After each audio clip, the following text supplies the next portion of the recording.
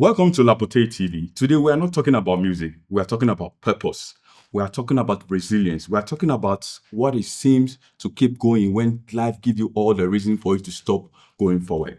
Joining me here on LapoteeTV today here is a gospel minister and a recording artist who goes by the name Minister Quame Gyedu. Did I say that right? Yes, you got it right. It's nice to have you on Nice to be LapoteeTV. here. God bless you, sir. Yeah. When people hear the name Minister Gyedu, what did you want them to think of? A man helped by God. Oh, okay. Yeah. In short words, A man helped by God. helped by God. I like it the way you put it. Okay. When I look at the trajectory of my life, Mhm. this is a man that is helped by God. Mhm. Everything, the sequence of my life proves Mhm. the invisible hand of God helping a man that has a lot of shortcomings. Mhm. All odds were against him, Mhm. but God, in his own wisdom Mhm. and love, decided that, look, I'm going to help this man. So when you think of Quame Gyedu, the next thing that comes in mind should be a man helped by God. In short way to put it. Yeah. No, I like the way you put it because I mean it's interesting. Sometimes when we have a lot of gospel artists and they feel like they've reached a certain pinnacle, now it is no more about them talking about who got in there. They feel like it's based on what they know. But I like the way you put it. Who is Quame Gyedu aside the flashlights and the stage and all those things? Who is Minister Gyedu? I like to keep to myself. Oh, okay. Well, I think one of the issues that my manager has with me all the time is we when we travel, we Okay. are supposed to explore, Okay. go all out, see how the place is like. You won't get me like that because Oh, okay. when I'm off the camera, sometimes I don't want to be seen anywhere at all. Oh, okay. I don't want to sit with anybody. I just want to. One of the hard things for me to do that, but it comes with the job, is So, interviews. Yeah. Normally, if I have the opportunity to decline, Like, I decline because I love to keep to myself, just spend time in my closet Okay. and think through the works that we are doing. I don't want to be in the midst of people. Yeah. I really don't like to be seen anywhere that who is a conjecture? No, I don't like it. But sometimes you can have it. It comes with it. Yes. One thing that you think people used to assume about you that they are getting wrong.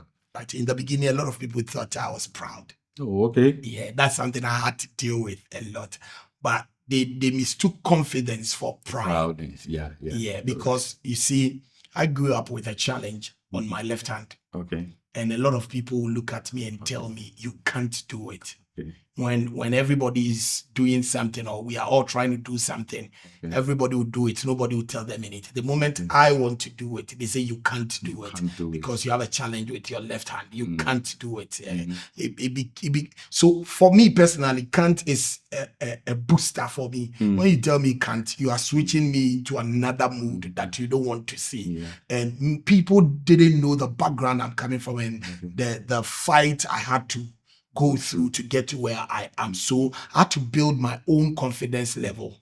And sometimes it comes off so strong, you may think it is pride, but it is not pride. It is because I was told you can't so much that if I had not pulled my way out, I would have been stuck in the bottom for a very long time. So people who did not know me back then, they said, oh, he's proud and all that. So growing up through process, time, I also matured in a way that I had to manage it. I don't have to even prove anything to you. Yeah, when the time is right, you know who I am. So I got the knowledge and wisdom to manage it well. So now people are like, oh, okay, we got him wrong. No, it's not like that. No, that's one thing that I really had to deal with. So now you find a way to turn the word can't into a catalyst, something that speed up your reaction. As an artist or a person, one thing that people are going to recognize when they see you first is your music. But it's right unfortunate. Your condition is what they see. So then I wanted to ask you how you deal with it. I grew up with it. I had to understand, I had to embrace it. That this is a part of me. Yeah, there is nothing I can do about it. I mean, modern medicine and knowledge as we have today suggests that there is something I can do about it. But this is my testament. This is my testimony. This is a proof that God can pick anybody and shape them into what he has seen or what he wants them to become. So it's not something I bother myself about here, because that is what you notice first with me. And that is how you will not forget me too. Because you look at my challenge, then you look at the things I am able to do through it, and I'll be stuck in your mind. You can't forget. Yeah, it's hard to come into contact with me and forget me. Yeah, anybody that comes into contact with me and they say, "Oh, I forgot him," most of them, they are lying. Yes, because you see, this will register in your mind. And then you come to see, oh, okay, beside this, there are other stuff that he can do that complements. It even puts more light and weight on him, because majority of people coil back, they would want to de-associate and all that. But I go all out. I go all out. So it's hard to forget having an encounter with me. Yes, and I thank God for it all. So growing up was not easy, but now, like I say, it's my testament, it's my testimony, and this is what overcomes the enemy whenever he sees me on the stage. Are you trying to say right now this is a blessing in disguise? I tell you. Okay. I tell you, whatever you see, sometimes we sing it as well.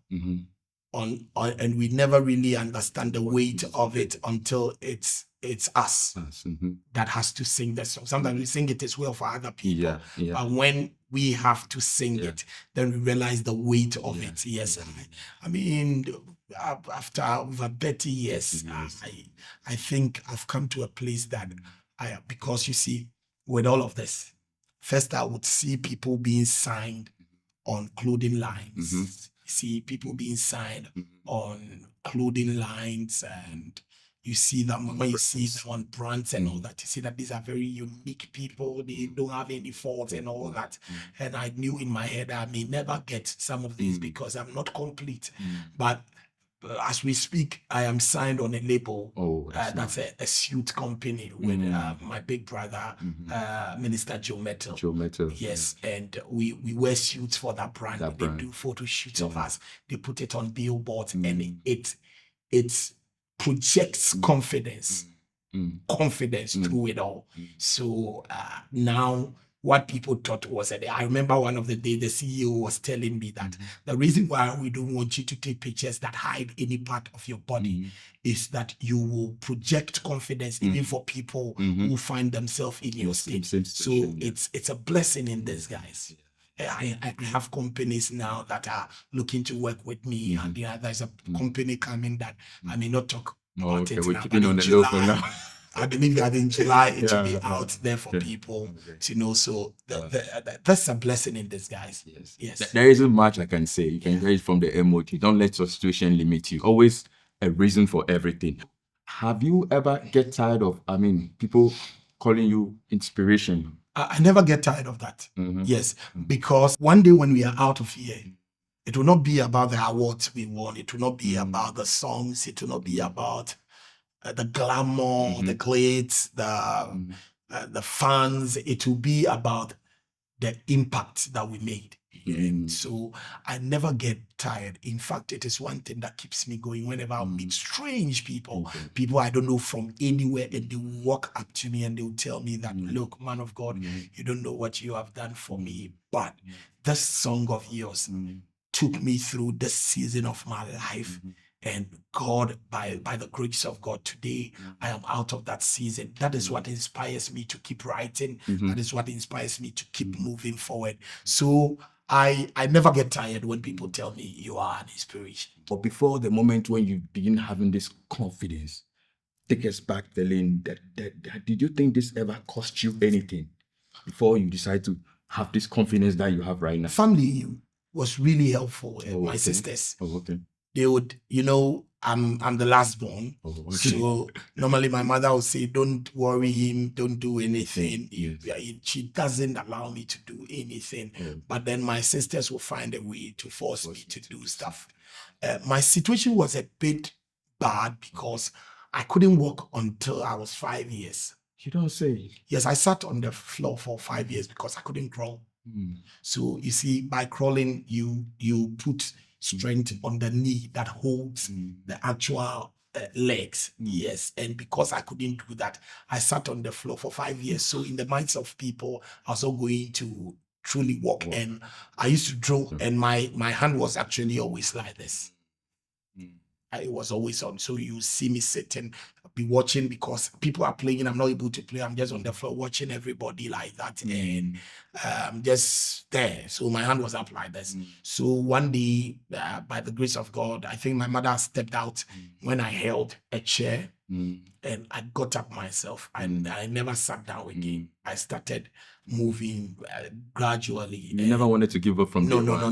I never gave up. I kept trying. So as my feet gain, my legs gain strength to stand, now my sisters took over. So whenever they would see my hand, like, they would slap me like this and they pull it down. Yeah. So my hand was all the way up. Yeah. It was all the way up, but they would slap me and they would pull it down. They would slap and pull it down. And my mouth, they would hit my mouth like this. They say, pay attention. Yeah, then that's the process. That was how bad it was. You know, it's interesting you put it that way. Like if it's somewhere in Europe, someone say they were trying to abuse you. Yeah, I know. I guess it has helped you in a way. Yeah, it really helped. Yeah. I mean, back in the day, I thought they were being harsh. Yeah. But when I look at myself today and the people that saw my beginning and what they talk about, I am sure that God, by His own wisdom, used my sisters to really help me. They were tough on me. They'll say, go and carry it. My mother will say, no, you can't. That's baby. They will force you to carry it. And it really helped. It really helped. What do you think of people who don't have any limitations, any physical limitations that are always, complaining about things? They will not fault them, because limitation is just in the mind. Oh, okay. It has nothing to do with the physical appearance, because I have seen people who have worse case than what I went through growing up, and I've seen them play the bass. I remember I saw one guy with a left hand like this, and he was playing a bass guitar. I was shocked. The guy still remains one of the solid bass guitar players that I've ever seen. So you realize that then limitations is just a mindset. Yes, it has nothing to do with the physical. Yes, people have everything, and yet they are not able to move past certain levels. Yeah, because in their minds they are crippled in the mind. Yeah, so everything starts and ends with the mind. Yes, for me, anyone that has been around me for long will tell you that I've always seen myself as someone that is going somewhere. So there are certain things I will not do them. As somebody that left JSS back in the day, never went to school again, but I knew that there were platforms ahead of me internationally that I cannot go and express myself in our local dialect, which is Tree, because I'm from Ghana. So then I need to start buying books to read, to build my vocabulary and how to really express myself and all that. It should tell you that I was going somewhere. I knew it. It's interesting, but based on what you say, sometimes I feel like in life, people, whenever life gives a person a sort of limitation, it turns as a challenge for them to want to do better than whatever they are doing. Yes. It's not everybody that is able to walk out of it, but majority of the time, a lot of people will fight their way out because the limitations were too much. For my father and mother, their plan was to make sure they watch me go through school, because I couldn't do any hard labor. I could only work with pen, probably become a lawyer. That was what my father actually named me Justice, because he wanted me to become a lawyer. So yours was books. You need to read, you need to study and all of that. And after JSS, I didn't want to go to school again. They did everything. I didn't want to go to school again. I said I wanted to learn music production, which is music engineering. So nobody was going to take you to go and learn that, because we said we should go to school. So I took myself, went to someone I knew that was in that field, told the person I want to learn this. He looked at me and he said, are you sure you can do it? I said, yes, I can do it. He said, if you can do it, then I'm going to teach you. I'm not going to take anything from you. Then I started learning from there. I learned production. I did a couple of songs that became very huge hits in Ghana, from Selena Boateng, for Papa, and or even down to Mabel Orchard, Dinah Samuel. I mean, your works are there to prove. Yeah, fought my way through because I saw a big light at the tunnel, and until I get to the tunnel, at the end, I get to the end of the tunnel, I'm not going to see that light. So I had to keep fighting. I had to keep pushing, and made sure I mark out everything that can become a stagnation, a dent, stumbling block. Yeah, exactly. So I had to do my best. Read, buy books, read, build myself. When you get it on an international platform, how do you express yourself and all that? Even wake up at dawns and sit down to watch other great artists and how they go through interview sections and all that. I had to learn how You've done your homework. Yes, I had to. I had to, because I don't want to get to anywhere and something will become a challenge. Yes, so, yes. And I keep doing, I keep learning every day. Yeah. It's always good to learn. But you mentioned something which I didn't know. I don't know whether you've answered it, but you said you're called Justice. I mean, always everyone knows you by the Quame Gyedu. Because when I was Justice, nobody knew me. Nobody knew me when I was Justice. When I became Quame, that was when everybody got to know me. So a lot of people don't know my name, unless if you want to know my real name, then you are probably thinking of sending me some money. When you send me money, then definitely you're going to see my full name. Talking about recognition beyond Accra. So then I want to find out, do you feel like sometimes artists that are in Ghana, that are outside Accra, are not being recognized, or they are not marketing themselves well enough to be there? You see, I used to think like that, but now I think the industry and ministry are two different things. Oh, okay. Yes. Industry requires certain things to bring the notice and attention. You could be doing very well in ministry, but not really recognized as an industry person, because industry comes with a lot of stuff. Yeah, you see, ministry is dynamic. You may be sent for 1,000 people. Some were sent for 500 people. Some were sent for 50,000 people. And as long as you are doing what God has ordained you to do, there is this satisfaction that comes with it. Number one, that is when you hear thou good and faithful servant. That's the ministry aspect. That is the ministry aspect, because that is what God wants you to do, and you feel fulfilled whenever you do it. Industry requires numbers, influence, people in high places, and all of that, and quality work. Yes, quality work.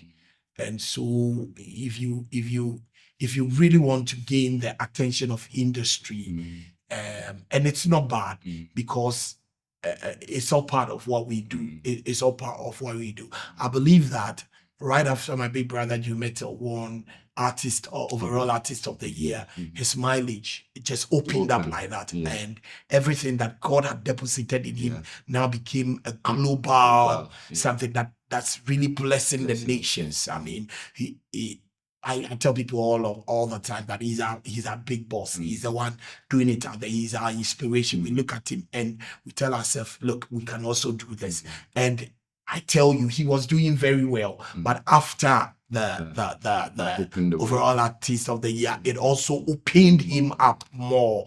It brought helpers and all of that, so that when he dreams, he's able to bring that dream into manifestation and all of that. So it's good.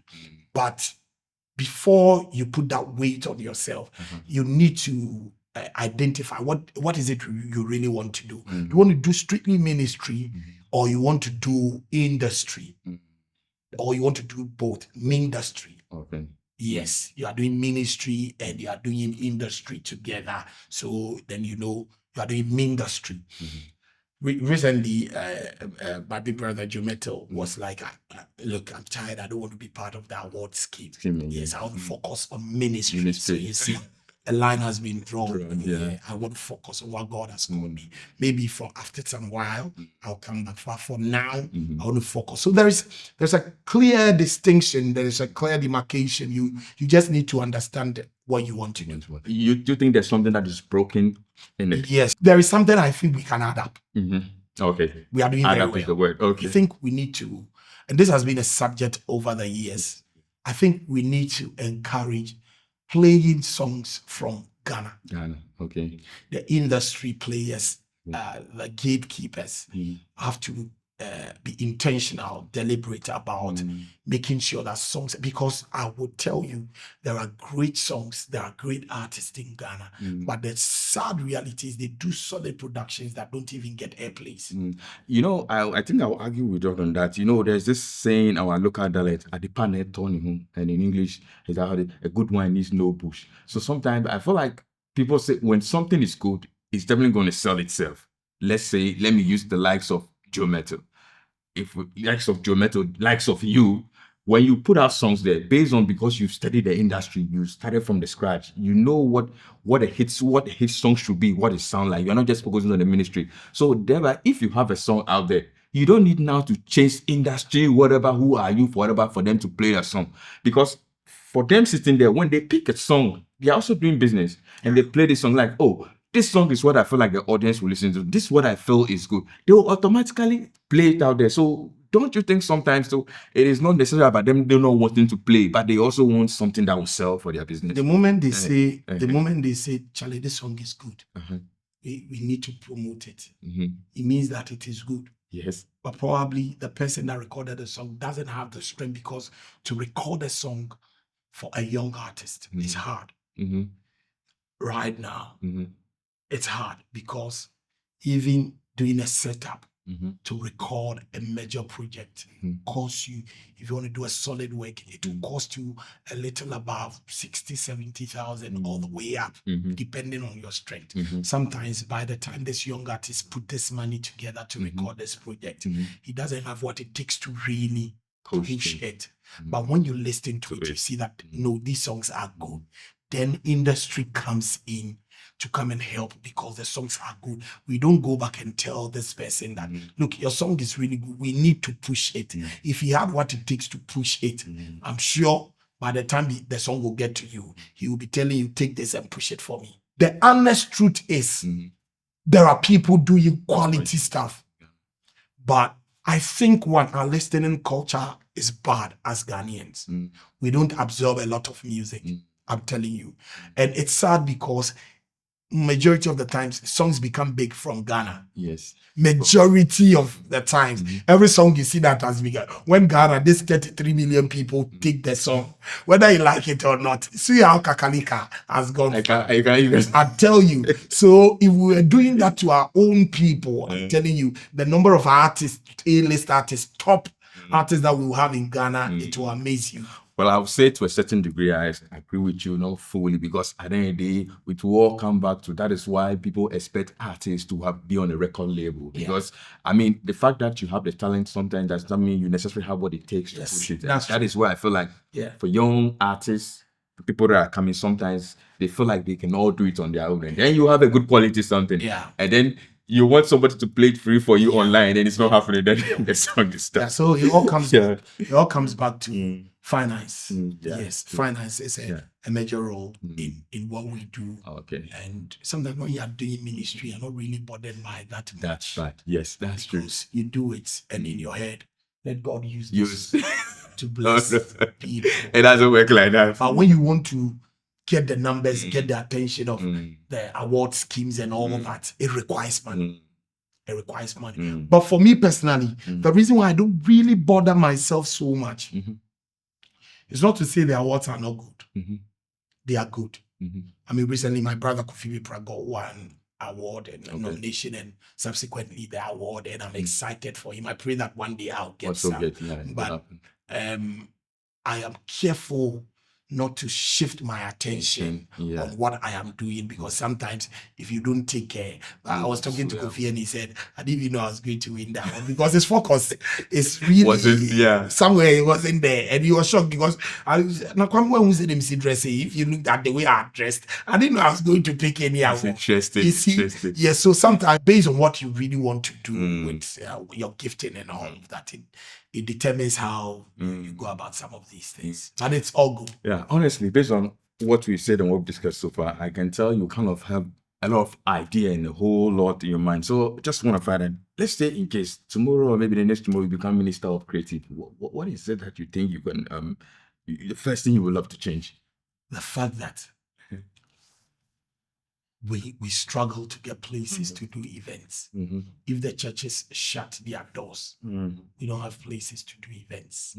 Yes, I believe that every region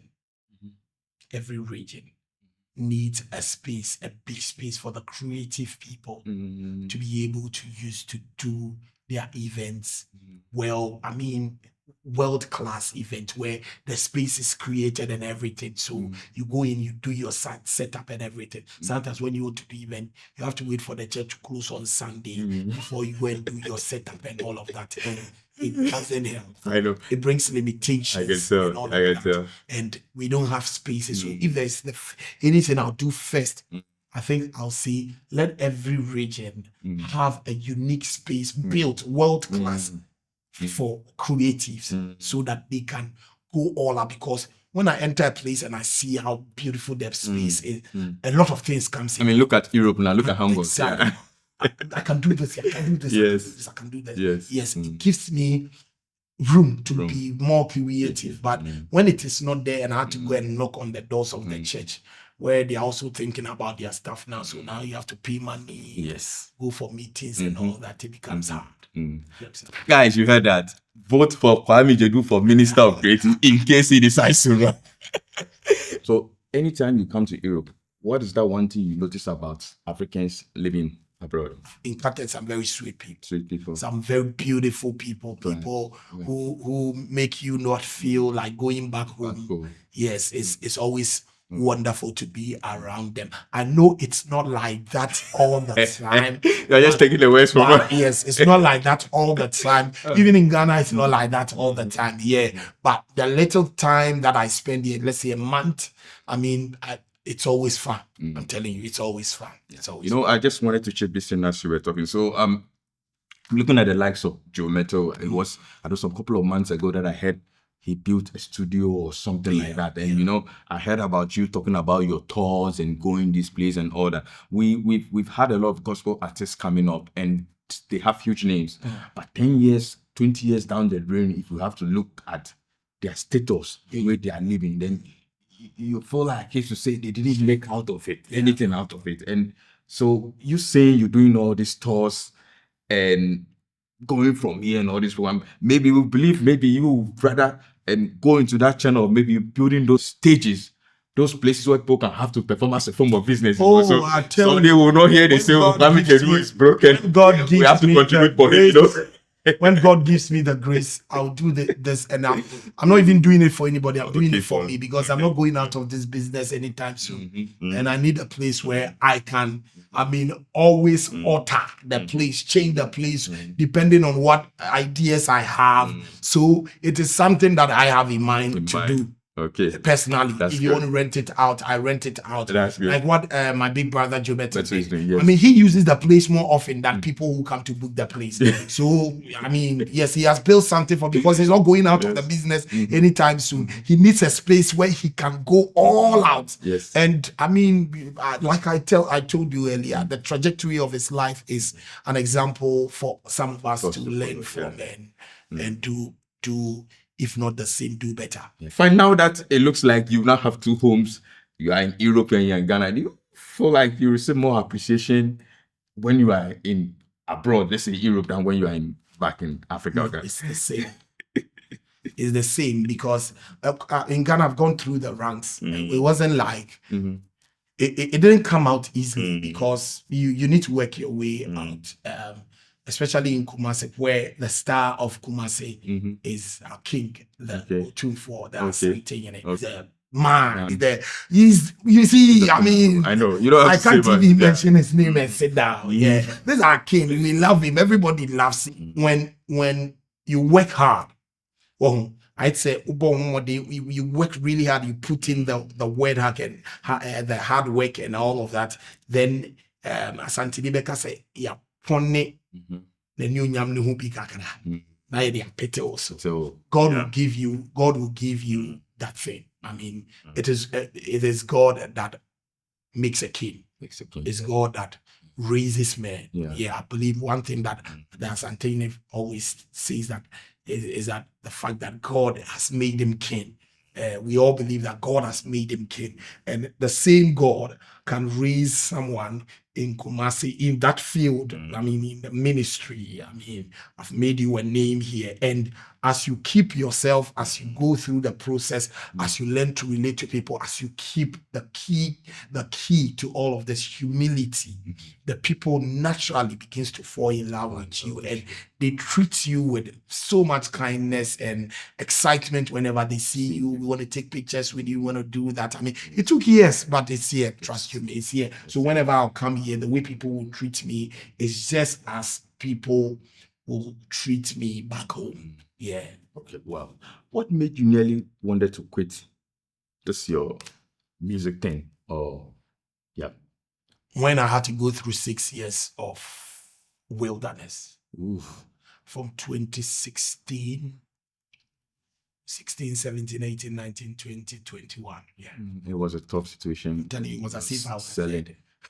I mean, nobody was saying of intense. Nobody would put me on their program. Wow. Nobody wanted to associate with me. Wow. Everyone said, "Oh, we have seen everything. There's nothing special about it." Yeah.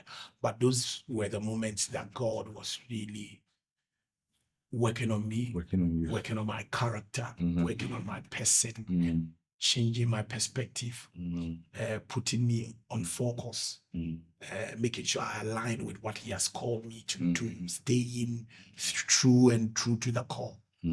Yeah. So those moments were hard, and at a point, it's not like I wanted to quit. At a point, it drew in. I had to join Herbalife to go and sell medicine. You don't say. I'm telling you. Because I was looking for something else to do that would put food on my table. Yeah, because this is what I do. I know I'm gifted, but nobody's calling me. What was the turning point? What actually made things new? In 2021, okay, we did a program that had, all these years I was doing that my program has been held for 16 years this year. And we will record not less than 1,000 people, 800 people, 1,000 people. Then in 2021, we did it, and the people that came for the program, the technical team that were working on the program, from sound, lights, screens, were a lot much more than the people that came for the program. Oh, you don't say. I'm telling you. It was bad. The camera was more than there. Okay. So in short, we didn't have even up to 70 people in the room for a program that had run for 10 years. It was the 10th anniversary. Okay. I have images to that effect. I have video on YouTube that will prove to you what I'm talking about. 10th anniversary. 10th anniversary, where you expect that it was going to get bigger and all of that. We have not more than 70 people in the room, and the capacity of the auditorium was about 2,000. So imagine seeing 70 people in a 2,000 capacity auditorium. It looks like there was nobody. And I was broken. Yeah, I was broken. I was tired at that point. I was really tired. So in the middle of the night, in that same month, it was in October, I was sleeping when I heard a tap. Now 2 times that I have come to believe that this God we serve is real. One of them happened in October 2021. I had just buried my father. So I had a tap, and I woke up. And there was nobody in my room. I rushed to my hall to see maybe I left somebody in, because any opportunity I get, I use it to sleep. So probably someone was with me and I left them to come and sleep. So I went and nobody was in my room. I checked the other room, nobody was there. I came back to my room and I got terrified, because you see, this wasn't like a dream. I felt a touch. What's happening in life? Wake up like this. I got worried. I got scared, so I couldn't sleep. I just sat on my bed. And as I was troubled for a while, I became calm. That was when God started speaking. It's not me that doesn't want to help you. It's not me that doesn't want to raise you. You're getting it all wrong. You think you are gifted. You are not too gifted. You are not too gifted. Calm down. And let me help you. And God gave me 2 people. Number 1, Minister Joe Metal. Number 2, my brother from Kumasi. His name is Nana Kofi. And he said, there are things you need to learn from these 2 people. When you get it right, things will turn around. Also, nobody can pay you. I'm the one that pays. So look up to me. Let me pay you. Let me take care of you. Wow. So, in fact, I cried when I woke up in the morning. Later in the day, I called my team at that time and I told them, look, I can't work with you on payment basis because now I'm going to go for events if there be any. Not to charge, but to just go and be a blessing. So if you still want to do it, let's do ministry. If you don't want to do it, I understand. It doesn't make you a bad person. This is what puts food on your table and you don't have to sacrifice for me. But there's a personal conviction I have to go through. Fortunately, when I told them, they said, we'll do it with you. So then we started. By November, programs have started coming like I've never seen before. So even though you understand the ministry aspect and the industry aspect of the whole thing, it came to a time you had to make that sacrifice. Yes. I mean, doing ministry as in like somebody who calls pro bono or charity. Exactly. Wow. I had to go through it. It had to scrutinize me, like I was saying, put me in proper perspective. What God wants you to really do. Yeah. So I went through it. But because as at that time, nobody was even calling you. You see that point when you feel like you are there. People are looking at you are not there. You are not there yet. Yeah. So we are not going to spend on you. Yeah. But after all, what? That was it. Wow. So I had to go through it for 6 years. But from that October, by November, events were coming from left, right, center. It was as if God said, I've given you a clean sheet. Let me see what you do with it. And we went for all those events. So we were just ending 2021. Then we switched into 2022. Then we started doing events, just going to be a blessing. And what shocked me was, now I won't discuss money, but I'll live with good money. Wow. God is real. I won't discuss money, but whenever they give me an envelope and I'll open it, I'm like, Because if I was going to discuss money, I am not sure I was going to mention that money they give. But this is the hardest part of the business of the I'm telling you. They'll give me money, and as at that time, it was huge money for me because program now, because I wouldn't be more. They were not calling you. And now you go, you don't charge. You volunteer, and now I was like, what? This is good. So I kept doing it. 2022. Now, guess what God would do? I went for 2021 was a 2,000 capacity auditorium. That's only 70 people. Less than 70 people showed up. 2022 went for a 12,000 capacity auditorium. People started laughing like, why we want telephone? This guy doesn't learn. You last year, see what happened. They don't know the God is said. By the time they realized we had filled the place. Wow. The whole place was full. I mean, to capacity. The whole place was filled. The people were like, I said, many of you were coming to look at my failure. God drew you to come and fill up that place. Yeah. Yes. And from that time, we had only seen increase. There hasn't been any decline. In 2023, then Osaberima was birthed. God is and good. Osaberima, for 3 years, has taken me to many places. I mean, God is a good God. In 20 years to come, what do you intend or you expect your music to be to people? Something that God showed me suggests that in 20 years, our music is going to heal the nations. Or people are going to really come to a place where they fully understand what I am called to do. Let me say, they will have a full glimpse of my calling, what I write about, because I write about the Lamb of God. I write about Jesus Christ. The subject that I write about that doesn't really put me in any stress. But sometimes you have to think to write. But when I have to write about Jesus, when I have to sing about Jesus, I can wake up and write about 15 songs a day. And if it's about Jesus, I will not struggle. I love to sing about him. And He's the Lamb of God. He's the one that the world needs. So I believe that in some few years to come, a place like Europe and the Americas, God is going to use my sound and He has shown me a vision of it. Even coming to Germany, there was a clear prophetic word. I wasn't coming to Germany, I was going to Amsterdam.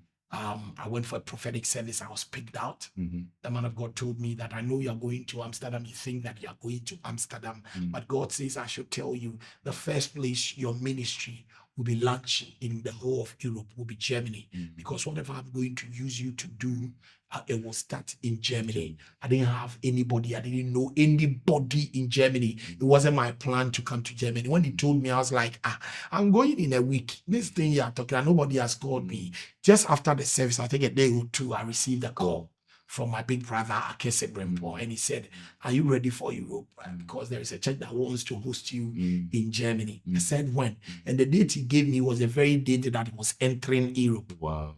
So the moment I got to Europe, I had to go and just drop my bag at my brother's house, pick a smaller bag, and fly from Amsterdam to Germany. Wow. Bremen. That was the first place I held the microphone. It confirmed the word of God. And he said, it is because there is an assignment that God has brought you in Europe to do. And it starts from Germany.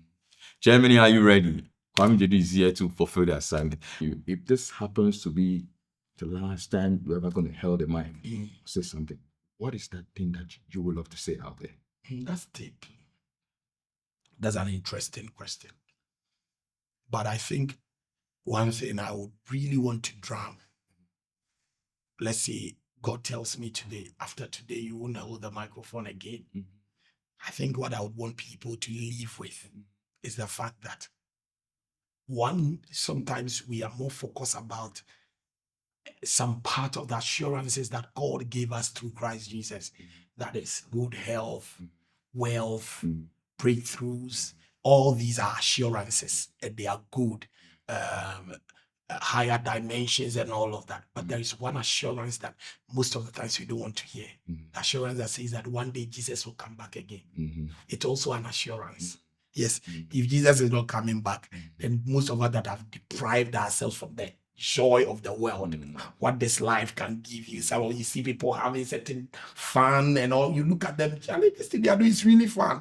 But I have kept myself for the second coming of Christ Jesus, so I cannot do that. If Jesus doesn't come, yaboka. So if one day I had to say something and drop the microphone, never to pick it up again, then I want to tell anybody that hears me that another assurance that you never have to forget is the fact that one day Jesus will come back. And so align. Preach. Align. Yeah. I'm glad you used your last minute that you have to still preach the gospel. I say it's nice having you on Lapotee. Thank you, sir. Thank you, sir. I hope that we do this some other time. I hope so. So, all right, guys, like I keep saying, we don't always use one day to do all these things. So anytime we meet such a personality, if this interview has been a blessing to you, kindly subscribe and keep watching LapoteeTV so that anytime a great artist from any part of Africa is coming to Europe, we're going to bring him here and have a nice conversation. So like I said one more time, it was nice. Thank you for having me. God bless you. Thank you. Yeah.